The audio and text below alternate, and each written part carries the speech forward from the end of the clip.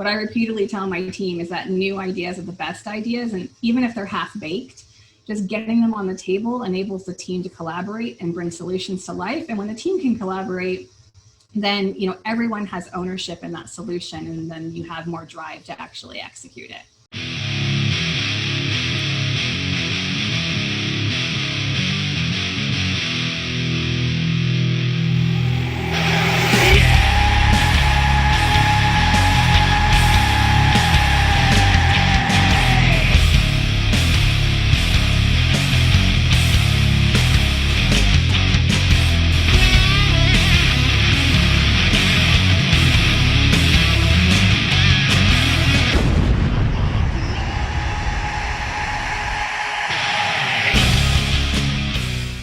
What's going on, everyone, and welcome back to another episode of the Security VIP Podcast, the official podcast of the security industry and home of nothing but the truth.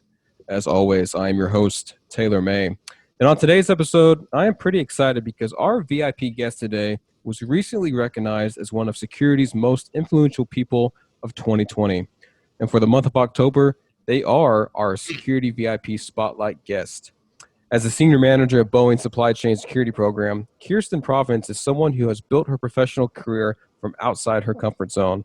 From serving as a member of the U.S. Department of Homeland Security's critical infrastructure sector to working with the U.S. Customs and Border Protection in the fight against terrorism, Kirsten is paving the path for females in the security industry. So with that being said, Kirsten, welcome to Security VIP. How are we doing today? Great. Thanks, Taylor. Thanks for having me today. Of course, and like I said, I am so honored to have you on. You were recently recognized as one of security's most influential people of 2020, so huge shout out and congratulations to you for that achievement. I definitely respect females in this industry, and you are definitely a top professional now. And now we're going to get you even more well known here on my podcast, so I'd love to promote you even more. So, Kirsten, if you could be so kind to share your experience and your background, we'd love to kind of hear what you bring to the table. Oh, sure. So my educational background has largely been in global business management, and particularly around international trade. And when 9/11 happened, a whole new industry opened up that really bridged the international trade world with security. So I joined Boeing just 2 weeks after 9/11 and have been in security for about 12 years now. I started as a subject matter expert in program management and process efficiency, and then really use those skills to become a subject matter expert in both supply chain security and aviation security. I then moved into a formal leadership role just a few years after joining that security team. So that's kind of the internal side. Externally, I've had the privilege of working with some of the world's best leaders in supply chain risk and in security. So I've been a part of the Supply Chain Risk Leadership Council's governance board for about 10 years now. This council really focuses on collaborating across industry sectors and identifying supply chain risk best practices, and also then sharing them with the larger community. And then finally, I recently started chairing the OSAC Women in Security Benchmarking Subcommittee, which has been a lot of fun and really getting to work with some very esteemed colleagues. So throughout all of this time, both before Boeing, within the external work, I've had some really great mentors and leaders. They weren't afraid to take a chance on me and saw my passion for driving towards excellence, and that I think has lent to a lot of my success thus far. Love to hear that, and that's everything that Kirsten just mentioned is probably why she got featured as one of the most security's most influential people, because she brings that wealth of experience and knowledge and that involvement too, just outside of Boeing, that you heard she's participated in and been involved in. I think it's very special. So going off Boeing, Kirsten, I'm a little biased when it comes to when I fly. You've got the Airbuses, right? You got the jets, and of course you got Boeing. And I'm pretty picky when I fly. I hate to be picky, but anytime I book a flight through America, and I'm an American member, whether I'm going to Phoenix or Cali or New York, I always like to fly on a Boeing airplane. I'm just a little biased when it comes to that aspect, because I like Boeing a lot better. My best friend, he actually maintains services on Boeing planes here in Dallas. So huge fan of Boeing. But let's talk about your role in the company and kind of what that means. What are you doing as the senior manager of supply chain for Boeing? Kind of talk about that further. Yeah. So, I agree. I'm quite biased too. I think Boeing is quite simply the greatest aerospace company in the world. And I'm continuously fascinated, not only with our products, but The advances we make in the area of space, flight, technology, and leadership are just insurmountable. I just am really proud of what the company is doing and what I'm able to exercise within it. I have a few roles in the company. First, as you mentioned, I lead the enterprise supply chain security function. So that secures our global supply chain from a myriad of risks, whether they're natural or man-made. I also lead a super small and extremely dynamic program execution team. So they play a really pivotal role in our mergers and acquisition space, in addition to making sure our processes are deployed in a standard way across all of our sites globally. And then finally, a few years ago, our CSO asked me to step into a role as the organizational strategy leader. And I've got to say, it's been one of the most fun roles I've had. I feel like I'm constantly learning about an organization that I've been a part of for over a decade now. And through that journey, I'm helping our teams discover their strategic roadmap. And then that role is also coupled with leading the organization's business operations team. And that team is really the core of ensuring that our running the business practices are executed with extreme precision.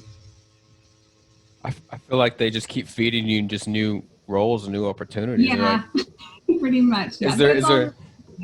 Is there nothing that Kirsten can't do? It's like one hat to another next hat to the next hat they put on you. So I love to hear that, because that definitely expands your footprint with the company, which is very key. So going off of that and kind of speaking on my highlight of your experience being the most, one of the most influential people in 2020. Are there anything at Boeing that you particularly look for when it comes to just enhancing your role in the company or enhancing security in general? Or some things that you kind of like catch your eye, or you look for in your role? Yeah, I mean, I think, kind of leaning towards the technology angle of this, and as with most things in security, decisions are based on risk. And companies in recent years have made huge strides in security management as a result of having access to data. So first, I'd say having a robust strategy on capturing and using being the pivotal term here, big data is critically important. So we collect data from multiple sources and we're slicing it in a way that can show certain trends, which is now enabling risk-based solutions to be really more targeted. And then the second would be what I'm seeing kind of in the industry is the coupling of machine learning and risk intelligence in order to drive risk mitigating strategies. And so the market seems to be really leaning into those strategies now, and it's exciting to see some of the new technologies embracing this, or even older technologies with some of those new capabilities. 100% agree with that and everything that Kirsten just said. And Kirsten, kind of a side question for you. I kind of ask this question to all my VIP guests is just in a general point of view from when we look at security, do you feel like most individuals or most end users in security from any kind of vertical, do you think they have a proactive mindset or more of a reactive mindset when it comes to security in general? Do you think there's any kind of restrictions or limitations? What's kind of your mentality when you use security at Boeing? Do you wake up every day and say, look, I think we need to be ahead of the curve, or I think we're safe here? What's that thought process? Yeah, and I think, historically, it's been this way for a long time, not only in Boeing, but just in the industry market, that, you have to think proactively and think about, how you're going to react in those proactive solutions. So that's not a new concept by any means, but it's really how people are thinking about what is coming to them. What are the risks that are coming down the pipeline? Thinking more strategic, if you will, down that longer roadmap rather than just maybe what's right in front of them in the next 1 to 2 years. They're using some of this data to really drive their roadmaps for the next 5, 10, or even 20 years. It's very reassuring to hear that, especially from end users such as Kirsten from such a high organization, because even Kirsten with other verticals that I work in here in the industry, education being one of them. Here in Texas, unfortunately, you see some kind of violence with active shooter situations, kids posting things on social media. And some school districts get this proactive mindset that you just mentioned, but some school districts have that mindset of, hey, it's never going to happen here. We don't have kids like that. Well, Santa Fe ISD, God love them. They're one of my clients in Houston, and a 5-school district. You would never think somewhere down there in South Houston would ever happen to something that small. But the process and the point here, guys, is it can happen anywhere. You can be in the safest place in the world. And if you don't have any kind of proactive security measure in place, you're subject to those risks, right? So definitely appreciate that mindset mentality that Kirsten mentioned. And going off Boeing even further, I had it wrong initially. I thought you were with Boeing for at least a decade, but you've been there for 20 years, which more props to you, more praise to you, Kirsten. That's incredible. But going off of that, from day one on the job to, day 20 year now, 20 years fast forward, what has been the biggest change for you with Boeing since day one when joining the company? Yeah, I think, security historically has looked at like the whole industry of security, not just within Boeing, but it's really been looked at as a cost center for companies in the past. But as the world has really gotten more sophisticated, companies have embraced security organizations not only as an internal business enabler, but as a business enablers for their customer markets too.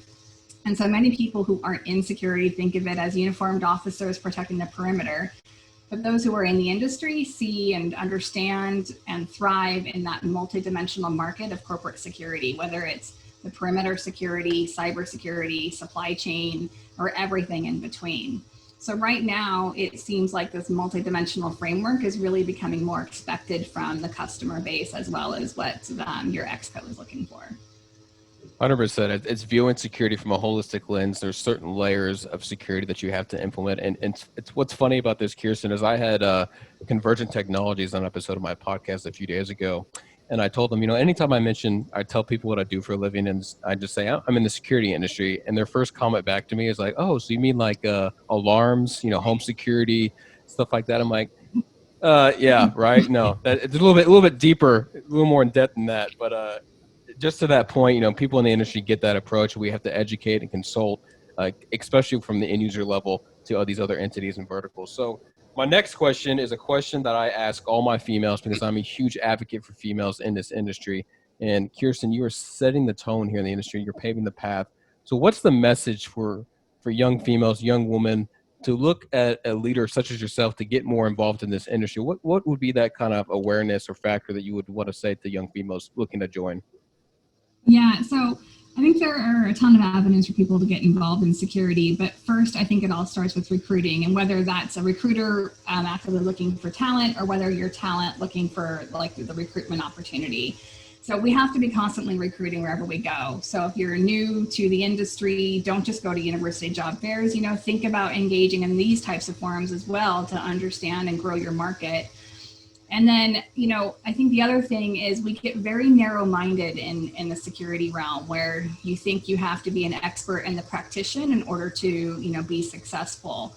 And so when we see people with a strategic mindset around risk, it's important to engage those people to think about the security industry as a means to apply their skills where they may not have actually really thought about that before. So there's been numerous discoveries that women tend to only apply for roles where they see a direct correlation between their skills and their job. So we really need to shift that perspective and start putting more weight on the ability to apply skills and not just the experience in a particular role. And then also, I would say this industry has historically been male saturated, largely due to a lot of our societal stigmas around security and protection. So we need to collectively push for inclusion in all sectors and demographics, not just women, in order to rid the industry of those stigmas. Spot on. And just, again, going back to what I said earlier about Convergent, I had a couple of their top females on my episode, and they said the same thing that Kirsten just said. Bringing that mentality of, you don't have to come from the industry itself. Women we need more females in this industry, and security back in the day was definitely male saturated. I think we're slowly getting to that point where we're seeing more females involved. But even my wife, she's been in the construction industry, and I can't tell you how saturated that market is with males, right? Yeah. So it's definitely it's reassuring to speak with leaders like Kirsten, because she's setting the tone for females and should be a leader for all young females to look at. And even coming out of college myself, like I said, you can have a certain degree in finance, accounting, business development, fashion design, whatever. That's all great tangibles, and you can still have qualities to fit some sort of fashion inside the security industry. So, like I said, take your talents. You can use them however you need to, especially in this industry. We're more than happy to welcome females in this industry, and I actually encourage it. So, Kirsten, what's one piece of advice that you wish you would have had on day one from a security perspective and maybe a compliance perspective at Boeing that you wish you had, back then? And maybe when someone, I guess the real question is, what's one piece of advice you wish you had for someone new in your role that you wish you would have had back then? Yeah, I think some of my peers and my teammates would kind of laugh at me saying this, but I think voicing your own perspective is critically important. When I started in security, I was relatively new to the workforce in general and incredibly new to present day corporate security. And so while at the time I had a lot of ideas, I really didn't feel comfortable expressing my perspective of those at that time. So what I repeatedly tell my team is that new ideas are the best ideas. And even if they're half baked, just getting them on the table enables the team to collaborate and bring solutions to life. And when the team can collaborate, then everyone has ownership in that solution, and then you have more drive to actually execute it. Agree. All about creating dialogue, whatever it's half baked or not. At least put something on the table for you guys to have a conversation about. I definitely agree with that approach. And my last and final question here, Kirsten, is just a kind of an overall broad question here in the security industry. You've been in the industry for quite some time, over 20 years with Boeing. But what's the legacy that you want to leave, not just at Boeing, but just in security in general? What do people want to know about Kirsten Provence moving forward? We already know a lot about you since you've been, featured on as one of the top most influential people. But what's your legacy and overall thoughts you want to leave here in the industry? Yeah, I mean, that's a tough question. I suppose with anyone, I want to leave it better than when it started or when I got it, and most of all, leave a lasting collaborative impression. I tend to focus a lot on leaning out processes, and in many cases, that requires partnership across lines, whether they're internal to a company or external. So growing relationships between parties is critically important to the success of that process efficiency exercise, but also into the everlasting growth mindset of whatever that solution might be. Love to hear that. And she's dropping the mic on me. I love to hear that last impression there. Definitely appreciate that. And normally, Kirsten, when it comes to the end of my podcast episodes, I usually ask for contact information or an email or phone number. But the last thing you need is a bunch of manufacturers blowing up your inbox and blowing up your phone call. So we're not going to do that, but I will tell my listeners and my viewers to check out Kirsten's experience. View that security article on her for the top most influential people of 2020. I encourage you to look more into her history. Send her a connection on LinkedIn, but please do not blow her up, guys. She's obviously way too busy to hear about new things, but she is definitely someone that I think everyone can relate to, respect, and I'll obviously follow. So Kirsten, thank you so much for hopping on today on the Security VIP podcast. I definitely appreciate it. Great, Taylor. Thanks for having me today. Of course. And for those that have questions, comments, or concerns, please feel free to email me at info@securityvip.net. Once again, that's info@securityvip.net. You can watch this episode of Kirsten and I on YouTube, so make sure to subscribe to our YouTube channel. Follow us on LinkedIn to see all the latest announcements and updates about our VIP guests. And when you're on the road, tune in to Spotify.com to listen to Kirsten and I on this episode. We'll catch you guys on the next one, and stay safe out there.